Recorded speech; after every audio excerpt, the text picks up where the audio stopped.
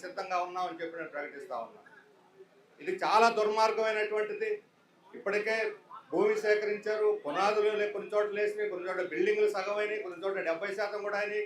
వచ్చే సంవత్సరం మెడికల్ కాలేజీలు కొన్ని స్టార్ట్ అయ్యేటువంటి పరిస్థితుల్లో వీటన్నిటిని తీసుకుపోయి గుండు గుత్తగా ప్రైవేట్ వాళ్ళ చేతుల్లో పెట్టడం అంటే ఇది పెద్ద కుంభకోణమే, మెడికల్ కుంభకోణం.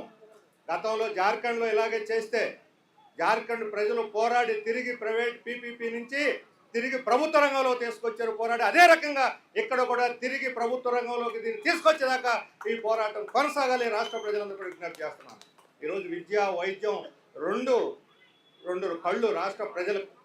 ఈ రెంటిని ప్రైవేట్ అమ్మటం, ప్రజలకు దూరం చేయడం అంటే సామాన్య ప్రజలు అందరూ నష్టపోతారు. ఎస్సీ, ఎస్టీ, బీసీ, మహిళలు, వికలాంగులు ఒక్కళ్ళు కాదు, చివరికి అగ్రకులాల్లోని పేదలు కూడా నష్టపోతారు.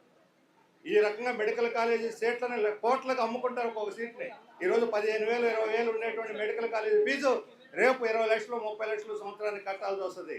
ఈ రకంగా ఎవరు చదవలేరు. అందుకని ప్రభుత్వ రంగం మీ దగ్గర డబ్బులు లేవంటున్నారు, కొన్నిటికేమో మా దగ్గర బోలెడంత డబ్బు ఉందంటున్నారు. కేంద్రం నుంచి ఎందుకు తీసుకురారు?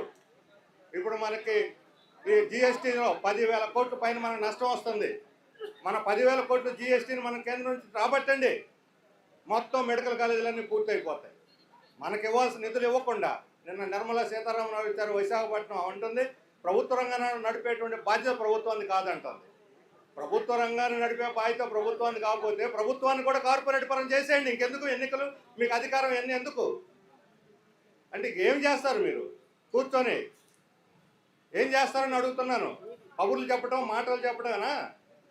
అందుకని ప్రభుత్వ రంగాన్ని కాపాడుకోవడం ఉంది కీలకమైన విషయం. ఈరోజు అమెరికాలో ట్రంప్ కూడా ఎన్ని మాటలు చెబుతున్నాడు. ఇప్పుడు ఇంతకుముందు ప్రైవేట్ రంగంలో ఉండి నష్టపోయినట్టు ప్రభుత్వ రంగంలో వాటాలు కొనేస్తున్నారు. మళ్ళీ ప్రభుత్వ రంగాన్ని స్టార్ట్ చేశారు, అమెరికాలోనే స్టార్ట్ చేశారు ఈ సంక్షోభం తట్టుకోలేక. మనం ఒక లెక్క, చైనా అభివృద్ధి అయిందంటే ప్రభుత్వ రంగంలోనే అభివృద్ధి అయింది. ఈరోజు విద్య, వైద్యం ప్రపంచంలో అనేక దేశాల్లో ప్రభుత్వ రంగంలో ఉన్నాయి. దీన్ని వదిలేసి ఈరోజు ప్రైవేట్ రంగానికి అప్పచెప్పి ప్రైవేట్ పిచ్చి దీన్ని వదిలించాలి. ఈ ప్రైవేట్ పిచ్చిని వదిలించకపోతే ఈ రాష్ట్రం బాగుపడదు అని చెప్పి నేను చెప్పదలుచుకున్నాను. అందుకని ఈ 10 మెడికల్ కాలేజీలని యథావిధిగా ప్రభుత్వ రంగంలో కొనసాగించాలి. దీనికోసం విద్యార్థులు ఇప్పటికే ఐక్య కార్యాచరణగా ఏర్పడి పోరాటం సాగిస్తున్నారు. విద్యార్థుల పోరాటానికి పూర్తి మద్దతును కూడా తెలియజేస్తా ఉన్నాం. వామపక్ష పార్టీలు కూడా మా పార్టీ ఆధ్వర్యంలో 21వ తేదీ మేము రౌండ్ టేబుల్ పెట్టాం. ఆ రోజు అన్ని సంఘాలను కూడా సంప్రదించి, మేధావులను అందరూ కూడా సంప్రదించి తదుపరి కార్యక్రమాన్ని కూడా నిర్ణయిస్తాం. ఆ రకంగా రాష్ట్ర ప్రజలందరూ కూడా ఈ పోరాటాలకు మద్దతు ఇచ్చి కాలేజీలను కాపాడుకోవాలి, ప్రభుత్వ రంగంలోనే కాపాడుకోవాలని చెప్పి మరొకటి విజ్ఞప్తి చేస్తూ ఈరోజు ధర్నా నిర్వహిస్తున్నటువంటి శ్రావణ్ కుమార్ గారికి హాజరైన